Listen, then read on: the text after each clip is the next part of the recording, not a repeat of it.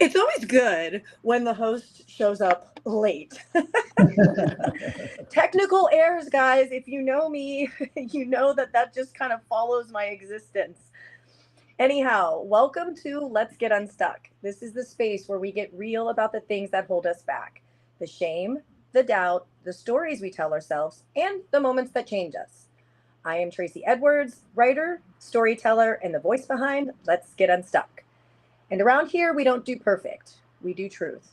We name what we feel, we talk about what triggered it, we untangle the story, and we find our way to something lighter, freer, and more honest. And maybe right now you feel stuck. That doesn't mean it's over. There's always a step forward. There's always a step forward, is what I was going to say again. And that, my friend, will lead you to the person that you have always been meant to be. And that's what it means to get unstuck. So tonight, I am joining you with Simon Salt. And Simon, thank you for joining me a week late because I was sick last week. Yeah, I'm glad you're better. Yeah, thanks. So, what makes Simon's story so powerful is that it begins with a misunderstanding that nearly every person in a long term relationship can relate to. When the woman he loved began experiencing symptoms of premenopause, neither of them fully understood what was happening. Doctors dismissed her concerns, answers were hard to find, communication became more difficult, and intimacy just disappeared. And like many people do when relationships begin to change, Simon made it mean something about himself. He questioned whether he was failing as a husband, whether he was no longer enough, whether the relationship itself was slowly breaking apart. But what makes his story so compelling is that it isn't about menopause, or just about menopause, I should say. It's about what happens when we become so focused on our own experience that we stop seeing someone else's. It's about communication, empathy, emotional loss, identity, partnership, and the moment we realize we've been asking the wrong questions all along. Simon now spends his time helping other men better understand menopause and the ripple effect it has on relationships, families, and the workspace. But before he became an educator, he was simply a husband, just trying to understand what was happening to the person that he loved. And I think a lot of people listening tonight will recognize pieces of themselves in that journey. So, Simon, welcome to Let's Get Unstuck. Thank you, Tracy. Thank you. Now, before we dive into your story, I just would love for you to tell people a little bit about yourself. You know, what your work focuses on, that you're helping men better understand this wonderful life, that midlife that we both go through, and how it impacts relationships. But this journey again started long before you became a certified menopause coach. It did. So again, tell us a little bit about you. So it started 8 years ago when my wife went into perimenopause. And as I'll talk about when I read my story, I'll get into the details of that. But eventually, it led me to do my own research. And that led me to about this time last year saying to my wife, I'm going to write a book about this. I've actually written 3 books before, so I knew this wasn't a pipe dream, it was something I could actually do. But I wanted to help other men not experience what I'd experienced. And I wanted to help other couples not experience what we had experienced as a couple. And so I started to educate myself and then became an educator. Started writing on Substack in January of this year, really just to test ideas. What would resonate with people. And it's been really well received. Um, Most of my audience, unsurprisingly, is female. Mm-hmm. Most of my subscribers are female. The male subscribers are starting to gain ground, but it still skews heavily female. And I do get messages from women saying, I'm sending this to my husband, I'm sending this to my partner, I'm going to get them to watch this, read this, listen to this, because I produce it. Substack is my content hub. It's where I do everything. So I do long form writing, short form writing, long form video, short form video, and a podcast. Yeah, I mean, it's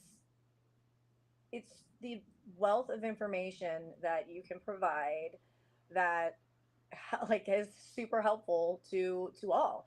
And I'm not surprised that your demographic is women driven, because I think, and this is going to be a fun conversation, because I love hearing it from a male's perspective, because we hear it from a women's perspective all the time. And it's good to find that balance where it's like, once we get into your story, people will understand, like, because I don't want to go into it too much, because I personally love the story for many reasons, and I'll express that later. But it's menopause. It's not like, for me. I grew up with a sick mom, and my mom probably actually did hit premenopause, but her illness like overtook the symptoms. So I don't think she ever really knew when she was going through any of that. So therefore, I grew up with no one ever explaining it to me. So when I hit 40, and now I'm 45, and all these things started to change, and my hormones started to go crazy. I mean, I I didn't even really know that there was a pre to the menopause. And John, I'm saying I'm having mic issues. Can you hear me okay? You're a bit broken. Oh, sorry. Is it broken now? Let me see. Bear with me, technical difficulties. I knew this. John. I don't know, John, why it's having issues. It was working fine. You were great in a great moment. Does it sound any better? Is it still messed up? It's still a bit crackly. Here, I'm going to leave and come back, guys. Just stay on with Simon for just a minute. Thanks.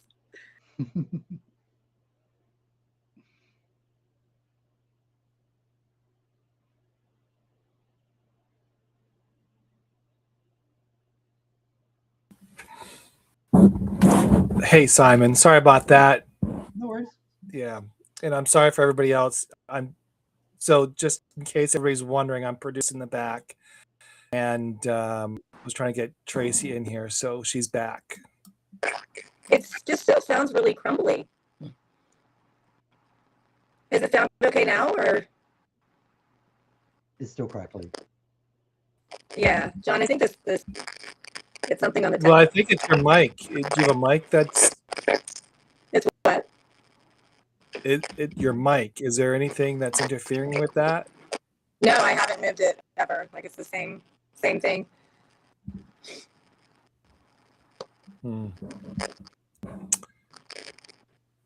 I think should we just swap over, Simon, to the live link? Should I just create a live link on Substack?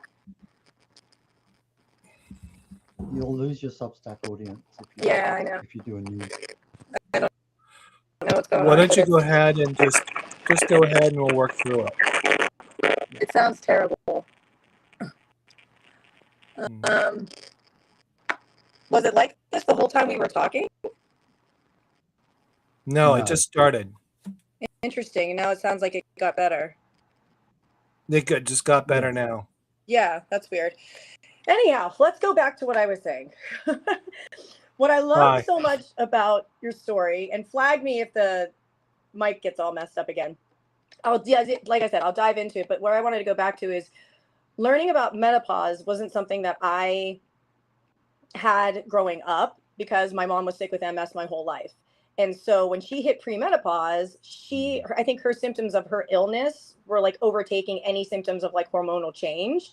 So we never had to have the conversation. Right. And I didn't even know that there was a pre in front of menopause until like later in life, honestly, until it started to like probably my mid 30s. And so when I hit 40 and all of my friends were all going through the same thing together and we were just leaning on each other, is when I really kind of discovered, like, this is like seriously a big thing. And as I'm getting older, like the hormones just keep changing. And yeah, it raises all kinds of sort of things, like, you know, my mood swings, like my husband trying to figure out why I'm crying my eyes out for absolutely no freaking reason. And and just being supportive, and just his poor questions are more or less like, how are you? Like, I'm like, are you, like, it's different. It's anyhow. I love the story because you actually lived it, but you also reflected it, self-reflected on it, and you took something in an experience of your life and you built upon it to educate others. And I think that that's amazing. So I would love for you to jump into your story if you're ready to read it. Yep, I can do that. Sorry for the technical difficulties. Apologies again, everybody. So the story is called The Pill Bottle That Saved My Relationship. When my wife first started to experience perimenopause symptoms, she didn't know what they were. The sleeplessness, the sudden changes in mood, the strange hip pain that appeared out of nowhere. Successive doctors dismissed her symptoms as aging, diet, the need for more exercise, even repeated UTIs. Her labs were normal. You probably aren't surprised by this. Most doctors aren't trained well, if at all, to recognize and be able to diagnose women in the menopause transition. One of the side effects of her symptoms was a withdrawal from intimacy, not just physical, but emotional intimacy. And like most men, I used that intimacy as a barometer for the health of our relationship. Without it to measure our relationship, I immediately jumped to the conclusion that the relationship was failing. And if it wasn't my wife that was the problem, after all her labs were normal, then the problem must be me. Personalization is not an uncommon reaction in men to changes in relationships. It becomes about you as a man, not part of a bigger transition within the relationship. This is certainly where I went. There was no other explanation in my mind. That led me to question why it was my fault. What was I doing wrong? Was I no longer attractive? Was it because I wasn't as successful in my work as she was in hers? How was I failing her and our relationship? And what could I do to fix it? This struggle continued for 4 years before my wife finally met a doctor who recognized her symptoms, not as a series of unconnected ailments, but holistically and as part of one transition. Finally, my wife was getting answers and offered options to how she might better cope with these symptoms. Now we had language that could be used to describe what was going on. Perimenopause was the guilty party, not me. What didn't happen with this new knowledge was a reset to our relationship. The intimacy was still lacking, and so I was still unsure of what perimenopause meant for our relationship. Was this just how things are in relationships that reach this point in life? Were we doomed to simply drift along, becoming little more than roommates? The problem I was facing was I had a list of symptoms. I had language. I could even describe what some of the symptoms meant. I knew what a hot flash was. I even had an idea of the biology involved behind them. What was missing, and this is the piece that I think a lot of men miss, is what did that mean for my wife? What was a hot flash like for her? Not what it was described as on a website or by an influencer. I didn't ask those questions. I was still at the personalization stage. This is happening to me, and now I have to live with it. This continued for another 2 years. I wasn't asking the right questions. She was overloaded and overwhelmed by this transitional stage in her life. She didn't have either the capacity or the mental bandwidth to educate me as well as herself. She eventually made the decision, after discussion with her doctor, to try menopausal hormone therapy, MHT. Before I continue, yes, this was a privileged decision. MHT is not available to all women.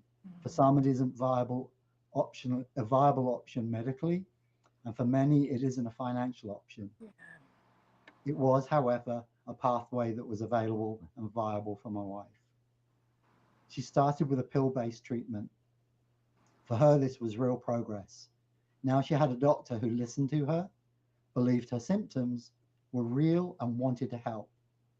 What she didn't have was a partner who was doing the same things. At this point, I was still stuck in the why is this happening to me stage. Even though I now knew I wasn't failing in the relationship I thought I was still personalizing it. Yeah. I was missing an important piece of the puzzle, my wife's lived experience. Hadn't occurred to me to step outside my experience of this situation and try to see what her experience was. My wife is very logical. She's a scientist. She deals in facts. I'm an artist. I deal in emotions. Some people would say we're not a good match, but the fact is we complement each other in many ways. She brings a grounded approach to situations that sometimes I'm too deep in emotions to see properly. And I help her see the humanity in situations that she might only have seen data in. Being a logical person, she isn't prone to emotional outbursts. She's very measured in her response to almost every situation.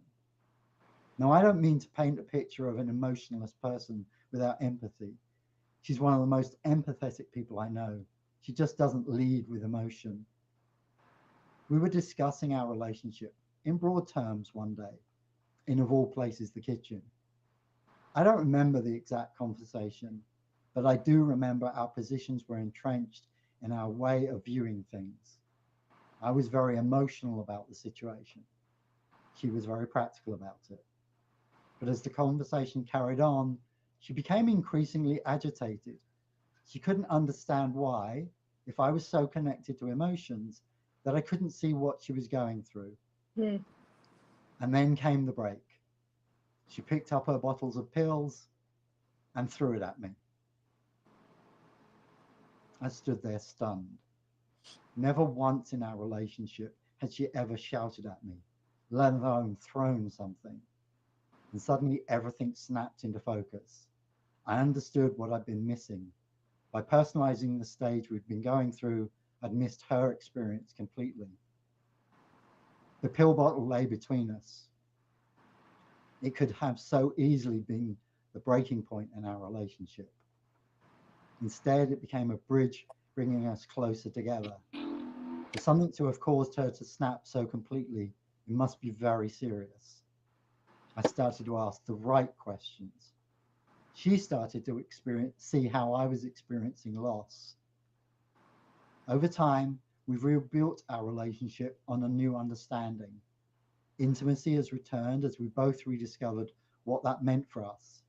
She has continued on her MHT journey, and while still experiencing various and sometimes completely random symptoms, she is now able to communicate those to me in ways that help me understand the how, not just the what.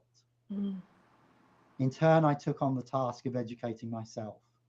I'm a voracious reader, and so I read and I read, dug deeper and deeper so that I can understand what we were facing. We aren't a perfect couple. I don't believe there is such a thing, but we are better communicators.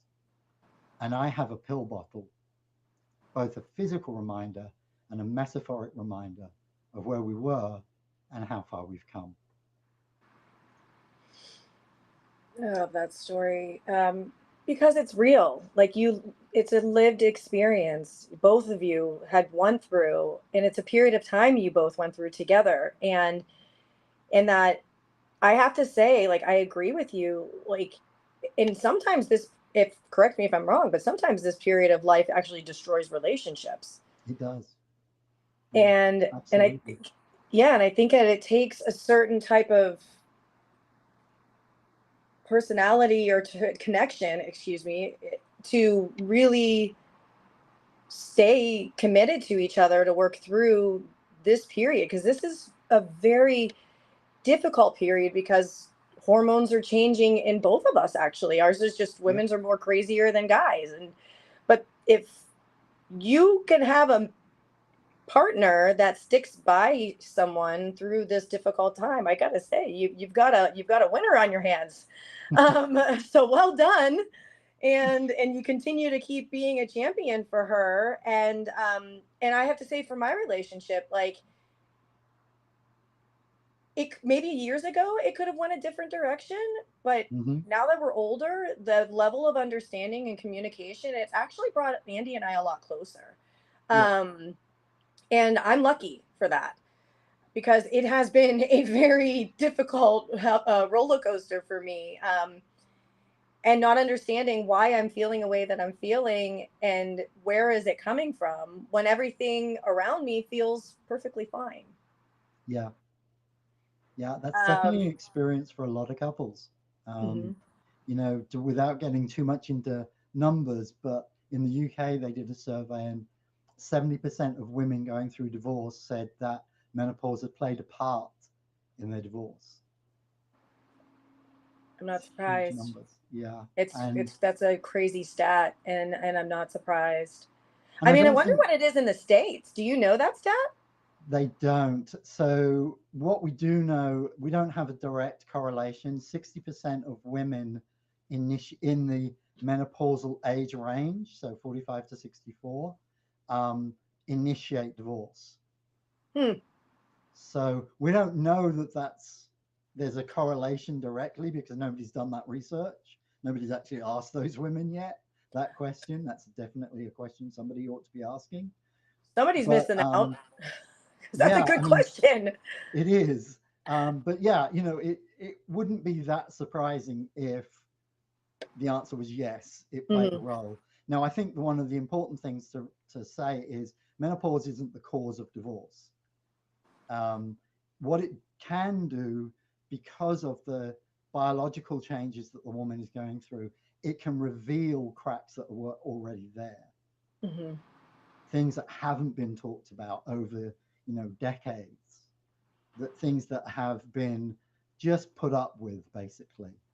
So I don't think, because otherwise we get into a system, a way of thinking that the woman is at fault because she's going through menopause and therefore it's her fault there's divorce. And it isn't, obviously. It's communication. Hmm.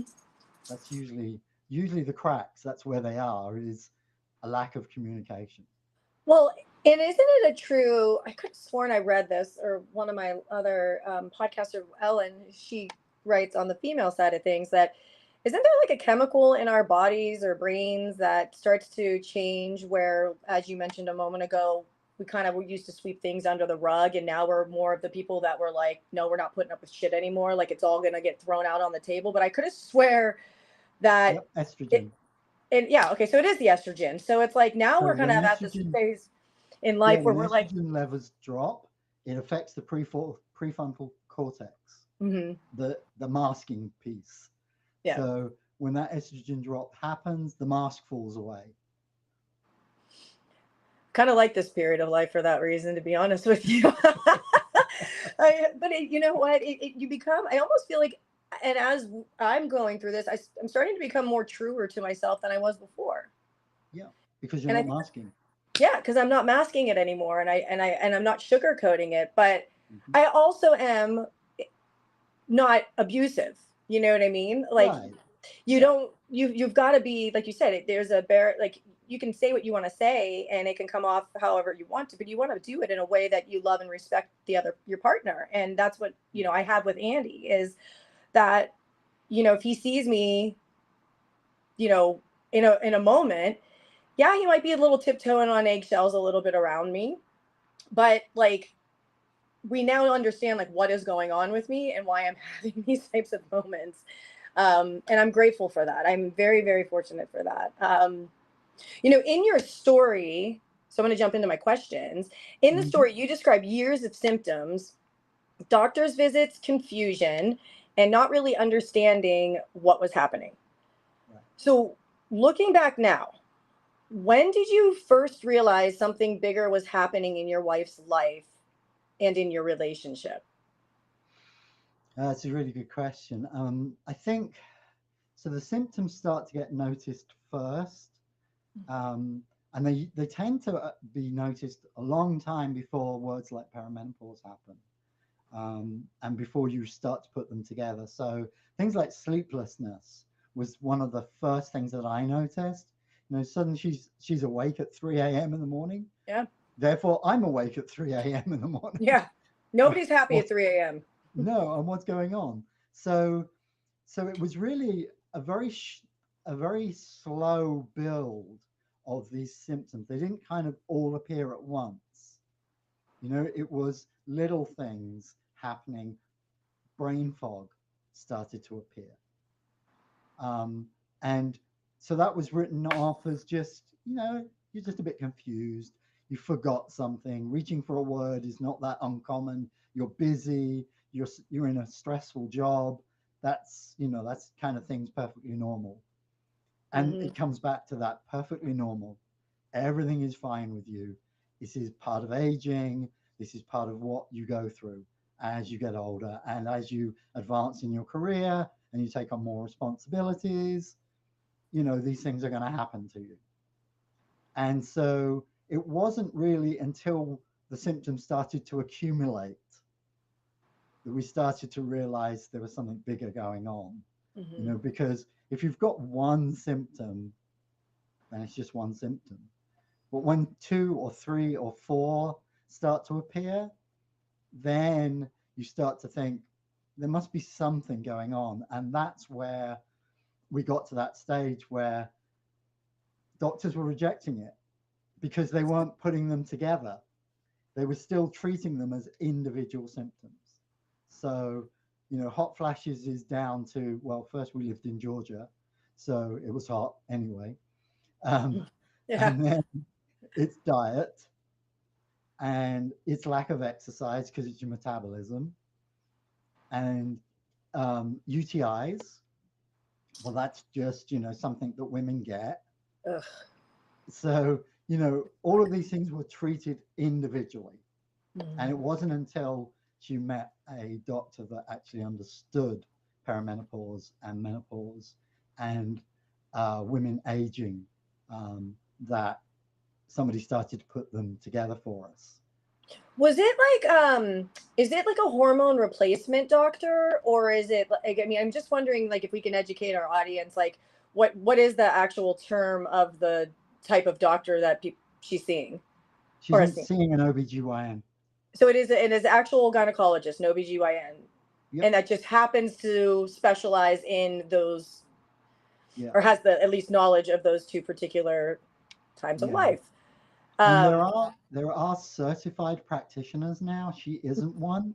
Her doctor isn't one, but the Menopause Society has certified practitioners. So if you encounter a doctor that has, or a nurse that has MSCP after their name, they are menopause certified practitioners. So they are educated. MSCP. Menopause Society certified practitioner. Got it. Yeah, so because I mean, you know, like, educated. So with that being said, based on what you were saying, because what I'm learning is nowadays, and I don't know how long ago this was for you, but like, at least for me, thankfully I have good insurance, and through my insurance, they offer a hormonal doctors. And and so, you know, because without it, like you said, it's expensive. You know, for me, guys, like I started off on progesterone pills. First of all, we'll just get into the nitty gritty. I have an IUD. It's a hormonal IUD. So I already have hormones being released into my body. So when I started having all of these hormonal changes, the doctor was like, well, we could put you on a little bit of a low progesterone, see how it goes. Well, that kind of made me a little bit batshit crazy. And at least I felt like it was, because I mean, I have my bitchy moments like everybody does, but like this was like making me like I felt just off, just completely off. So they took me off of it. And then they put me on estrogen patches. And then those worked for a little bit. And then those started to kind of not work for a little bit. Then they're like, oh, well, then try estrogen patches and progesterone pills. And then I'm like, okay. So just patch me and pump me full of medicine and see what happens. Because what sucks, I guess, with premenopause is, you'll know, it's hard to, because everything goes like this, there's not really any time in the month that's easy for you to kind of test where your blood work's at to say, this is what you need.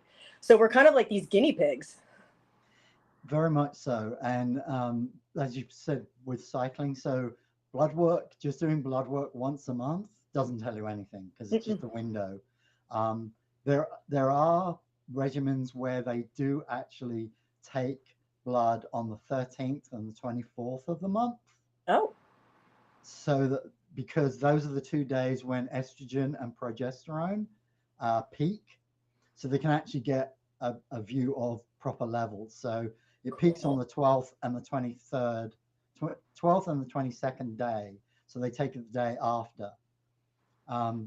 That is true for most women, not all women. Yeah, So it works in some women, but yeah, a lot of it is, it's very individual. The treatment is very individual and the experience is very individual. You know, we talk a lot. I mean, I live in the bubble. I live in a perimenopause, menopause bubble, where I read and talk about this kind of thing all the time. And we tend to talk in generic terms. But one of the things that we have to remember with that is this is an individual experience. Yeah.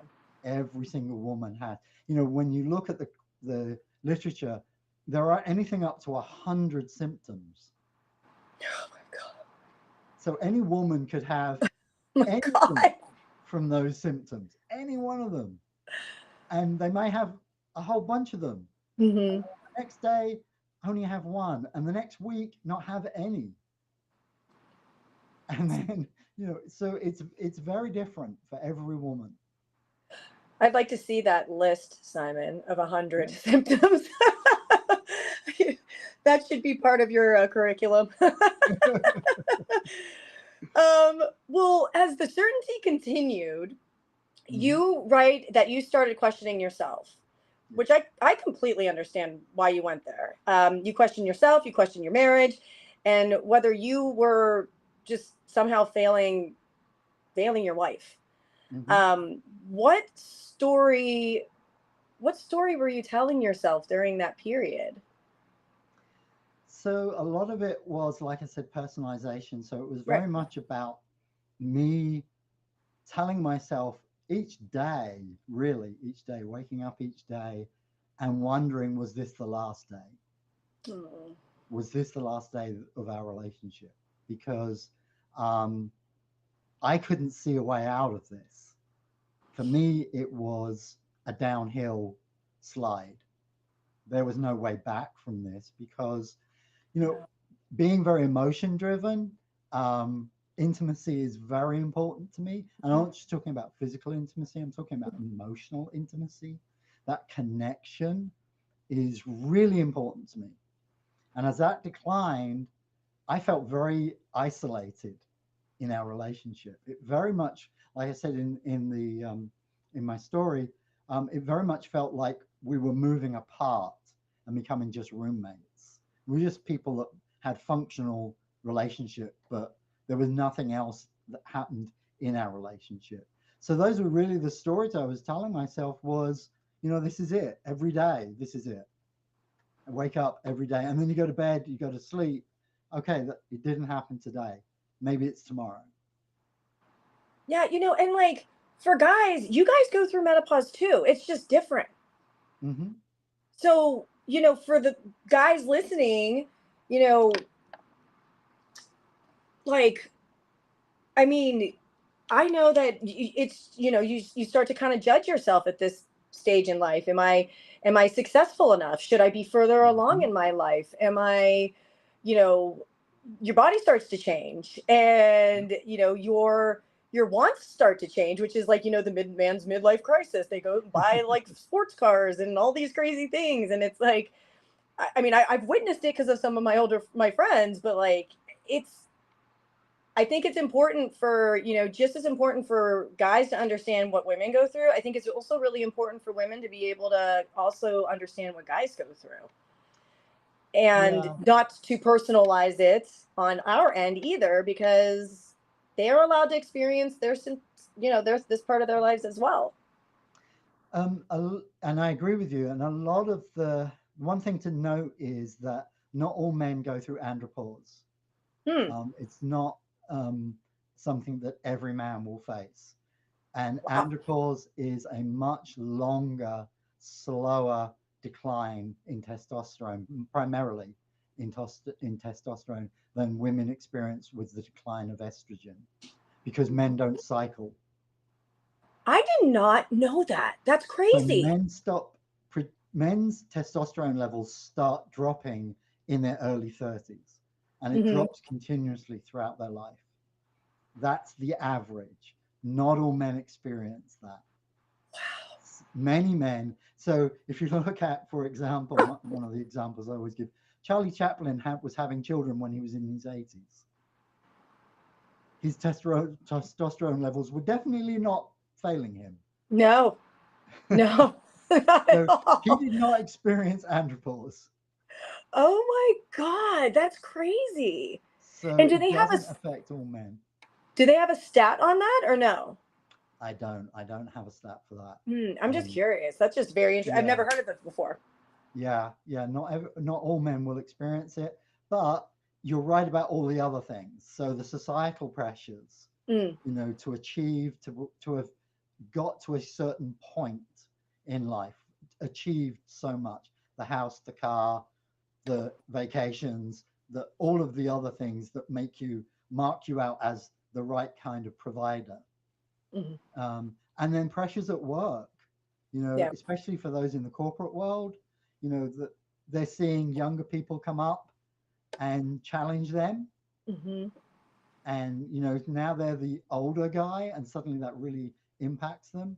And one of the impacts of women entering perimenopause as their partner is it brings age up for men. Because if their partner is aging, that means they're aging. And I had a conversation a couple of weeks ago with a woman in her late 30s, early 40s, who was fortunately had a very good doctor, told her straight away, yeah, this is perimenopause. Her husband resisted it for 3 weeks. Oh, because He he's was like, I'm not not having getting it. older. No, he was not accepting that she was in perimenopause. You can't be, you're too young. That's not Yeah. possible. He's got it. Your doctor is wrong. You know, let's see another doctor. Because, yeah, that's suddenly this, you know, millennial is not wanting to age. They're still thinking of themselves in their early 30s. Yes, we do. Yes, we do as millennials. And you know what's crazier is that I heard that it's happening for women like younger now, like Mm-hmm. before Yeah. 40, which is Yes. wild to me. Yeah. Symptoms can appear in the mid-30s. Yeah. So after searching, or after years of searching, your wife finally found a doctor who recognized what was happening and connected the symptoms to the premenopause phase. When you finally had a diagnosis and language around it, what did you expect would change, or what did change? Like, if you can remember in that moment, like, is there anything specific that you remember that changed? Yeah. So, like I said in my story, I had words. Now we had language, but it Mm-hmm. still didn't mean anything to me. Mm-hmm. So I could understand that she had strange hip pain for no reason. I could understand that she had a hot flash. I could understand that she got what we call meat ick. What is that? Just Pause. the What is that? thought of meat, the sight of meat, just the being around meat was a no. Oh Just my a God. no, that's not happening. So it's Uh, called meat sick. ick. Ick. No, Meat no, ick. Okay. Okay. meat Oh my ick. gosh. It's almost like, doesn't that happen like when you're pregnant, where you like, Mhm. Yeah, you can have these changes then as well. It's all to do with hormones. oh, Itchy ears, hmm. another one, itchy ears. All of these strange symptoms that came up, and like I said, meant nothing to me because that was her experience. Mm-hmm. I didn't have those symptoms. So I had words for them, but I didn't have an understanding of how that impacted my life Mm-hmm. because I was still at that personalization stage. So just because we had language, it didn't really change that much. But what would you like say that you expected? Like once the doctor's like, you're in this phase, like, did you think you were gonna go home and be like, okay, like life is gonna be back to the way it Yeah. was before 6 years ago? And yeah. So, but Yeah. that's not what happened right away. No. And especially because I was in that stage, and when it didn't go that way, it's still about me. You Yeah. know, I mean, if you think about society centers men. Women are taught to orbit men, and that's just in the culture we live in. So men personalizing and centering things is not that uncommon. When things happen, that's just enculturation. That's the way men are brought up, to be at the center of things. And so I was still the center of things. This was still happening to me. Even though it was happening to her, it was still happening to me as well. Yeah, absolutely.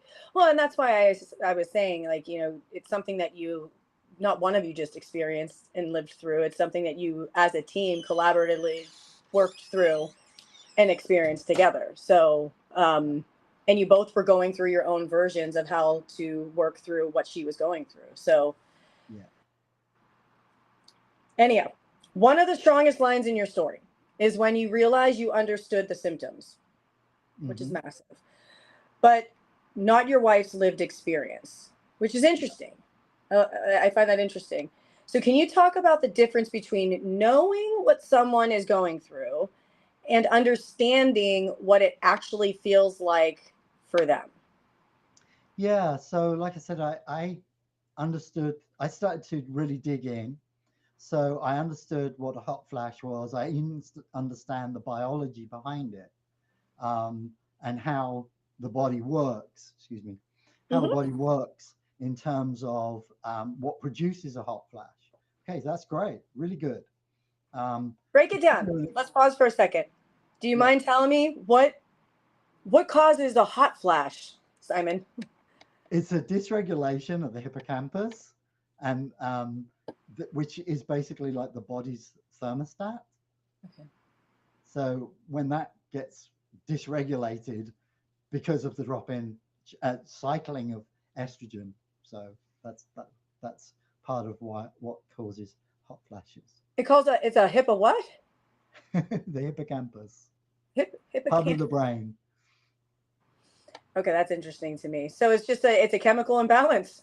Is that what It's you're a saying? chemical imbalance, a dysregulation in the chemicals in the brain. Yeah. Wow. Yeah. But anyhow, yeah, sorry, back to the question. No, So, yeah. So a difference between that knowledge and lived experience. So I'll give you a great example of that. I'm a yoga teacher, and when my wife has hot flashes, and they're irregular, they don't happen all the time. Usually, and again, this is not true all the time because recently she's been having them in the middle of the night, but before that, she would have them first thing in the morning, usually somewhere between 8 a.m. and 10 a.m. That was, if she was going to have one, that was when it would be. I teach yoga in the mornings. I know not to ask her to come to a class.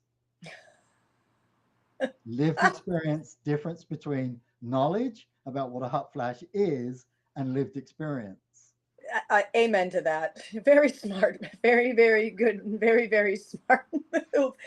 I mean, I haven't had this happen yet. I'm sure my time is coming. I mean, I don't like being hot anyway, but I just know, like, through my sister-in-law, she's one of my besties. She's like, what the hell is going on? She's like, I'm just sleeping and I'm just waking up. It's like a puddle of water. And I'm That's like, what right. is going on with you? But it's different for everyone because I didn't realize how extreme they can actually get. Oh yeah, definitely. That's why I was saying it. I mean, no two women are going to experience the menopause transition the same. They just aren't. Which means that no two couples will experience it the same. It's true.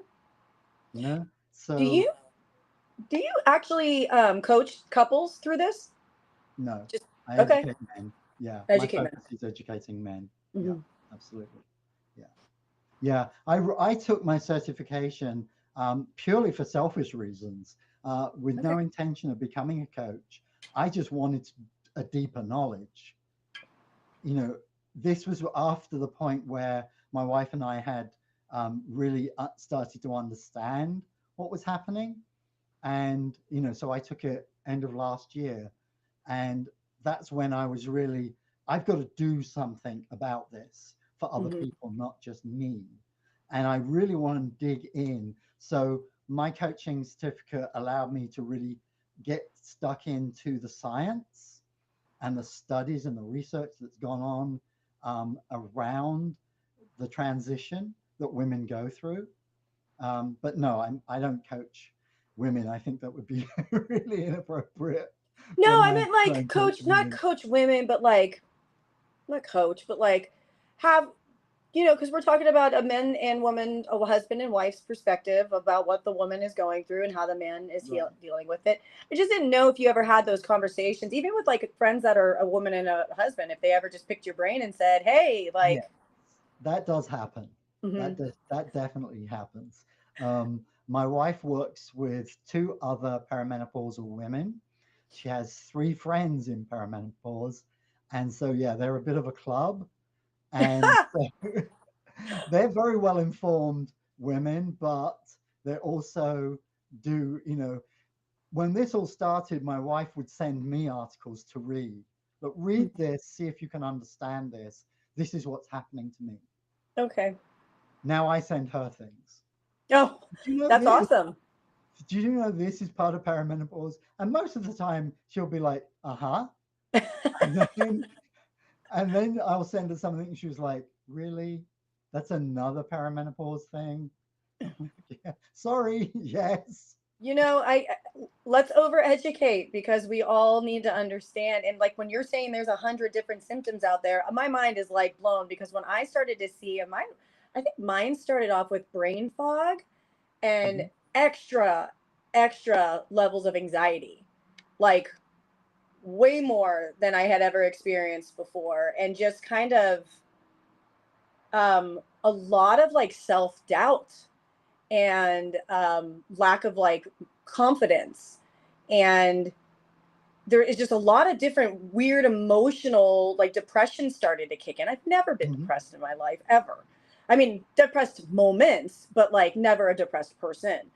Yeah. And I think that, yeah, this period has been teaching me like it's okay to it's okay to medicate. Like it's okay to seek the right help from a doctor, to be honest with yourself and really, you know, ask for the help because something is literally changing in your body. Your chemicals, like you were saying, things are moving.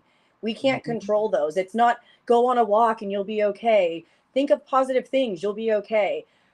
That shit I lived on for like a good portion of my life, but now hitting this phase, like Yeah. it's there's help is needed. And I think it's really important, as I put in my story, it's really important to remember that MHT isn't available for everyone. Mm. There's a lot of women that, for medical reasons, cannot use MHT. So What they is do that? menopause hormone therapy. What used to be Menopause called hormone. HRT, Okay.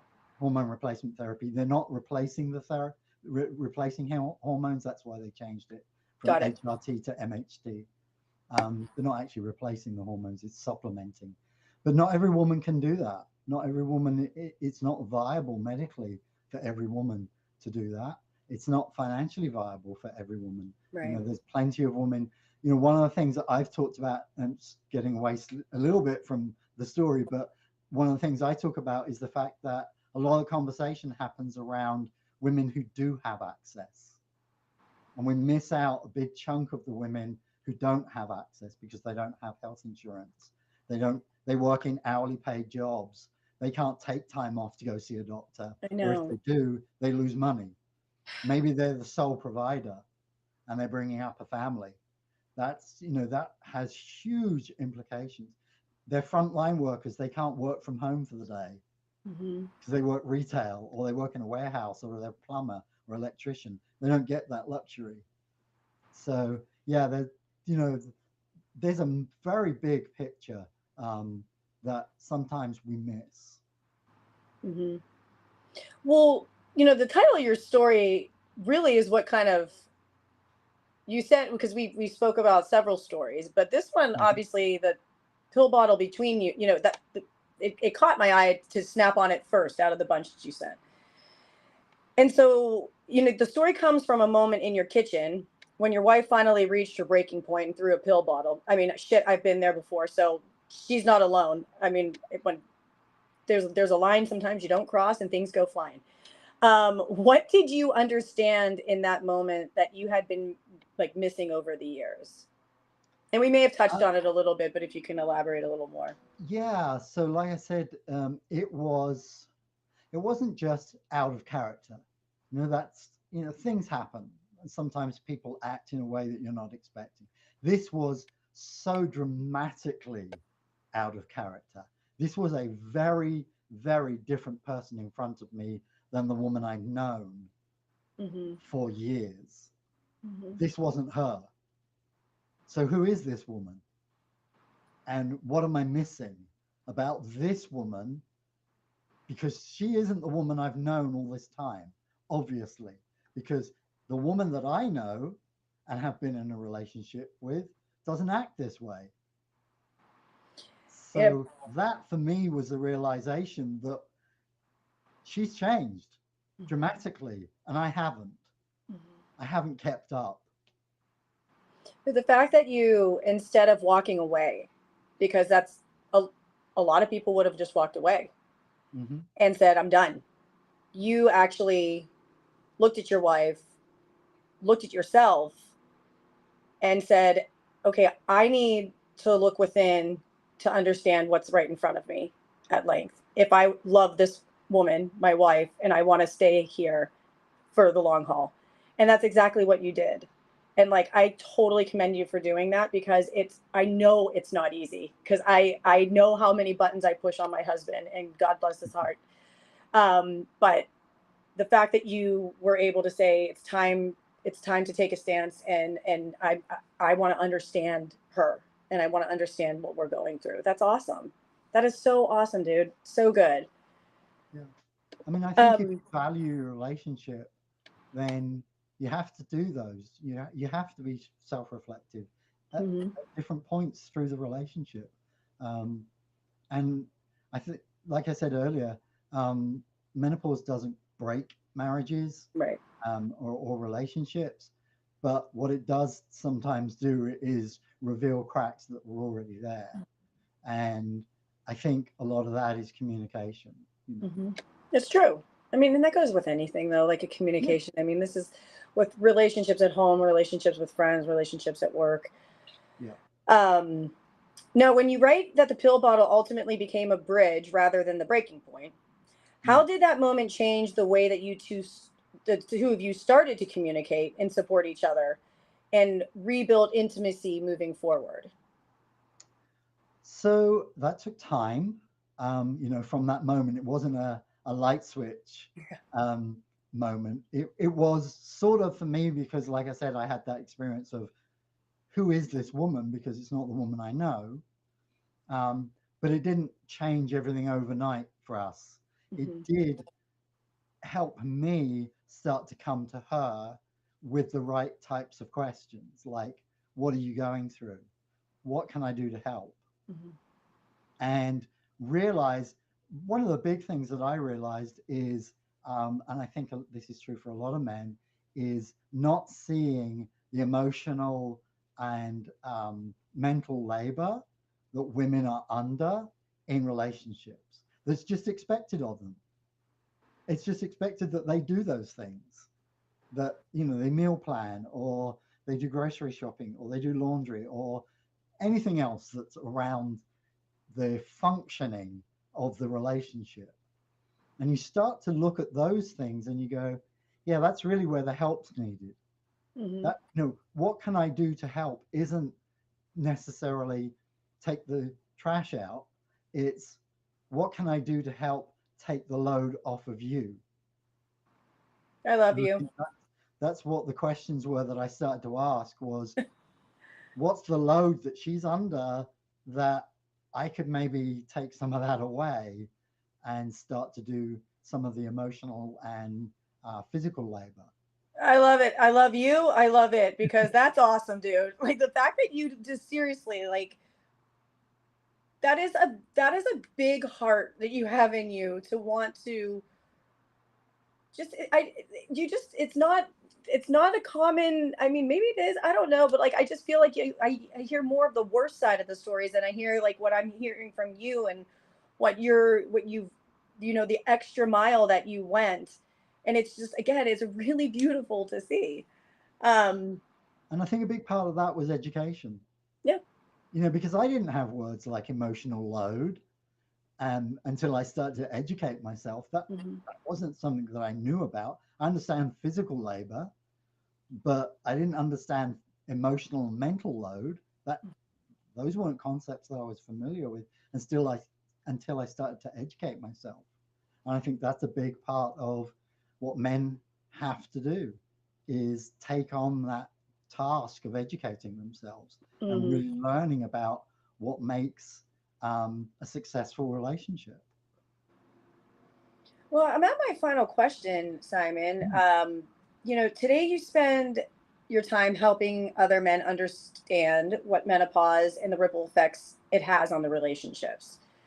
If there's one thing you wish you could tell the version of yourself from 6 years ago, and maybe the men listening tonight, what would it be? So I actually have a three-step thing that I tell lots of men to go through. Awesome. Sit, listen, believe.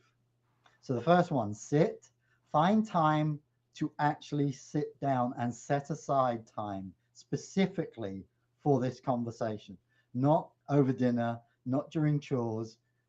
If you have children, get them out of the way, just the two of you. So sit, listen actively, not just waiting your turn to talk, but really actively listening to what this person in front of you is saying. And I think that goes both ways.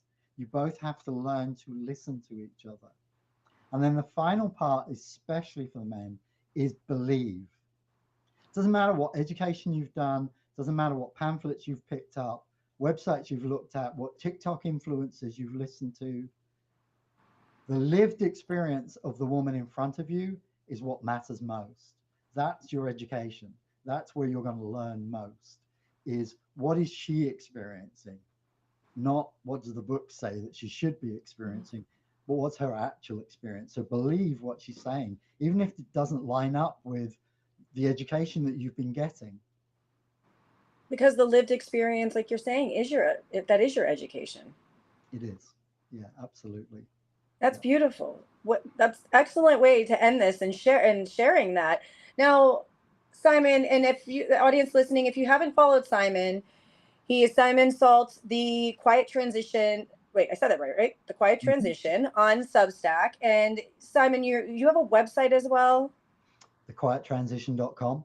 Okay, and on there is your. So actually, it's a different URL. I can put it in the chat if that helps. Um, Yeah. if that does help. And tell us what this is while you're doing that. So this is what I call a living guide um, for couples. So it's a list of resources broken down by the stage that you're at on this journey, of resources. So whether that's couples counseling, whether that's podcasts that you need to listen to, whether that's education for men, whether that's identity problems, all of those different things that you as a couple will go through. This is a resource guide that I update regularly as I come across new resources that I think are going to be useful for people. Thank you for the book of knowledge there. Mhm. And guys, it's free. Free? Is it free that Yeah, you it's shared? free. That's awesome. You have a resource here. So if you're listening and you're experiencing anything that we've been talking about tonight, and if you're not, just know that it's going to come. You just take the resources that you can. Like Simon says, Exactly. sit, listen, and believe. Yes. Tonight, I just wanted to see if there's any questions, guys. Now's the time to drop.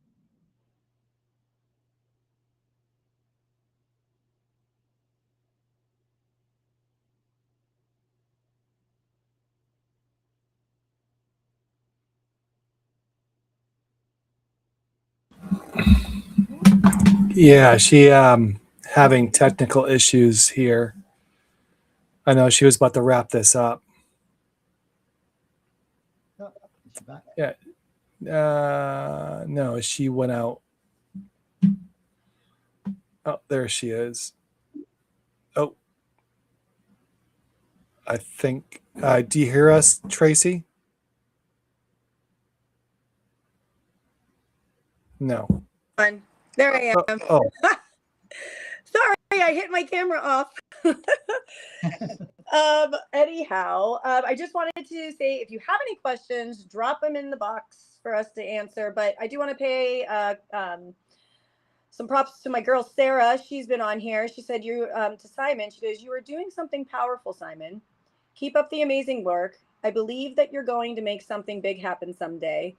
The best part, though, you're making something big happen now," which I think is really lovely. Thank you, Sarah. Well, you guys have Simon's information. You have mine. Apologies for the technical difficulties today. It happens. But I do want to thank you, Simon, so much for you bringing your story to light here. Your humility, your honesty, your truth, and your education. Like it's helpful. It's needed, and I love what you keep doing, and I can't wait to see what you continue to put out there, because I will continue to follow and I'm already a subscriber. But thank you. Thank you. So Thanks if for something you guys the heard tonight made you think or feel great, that's the point. Getting unstuck isn't about fixing yourself. It's about understanding yourself and forgiving yourself so you can grow into the best version of the person you are already becoming.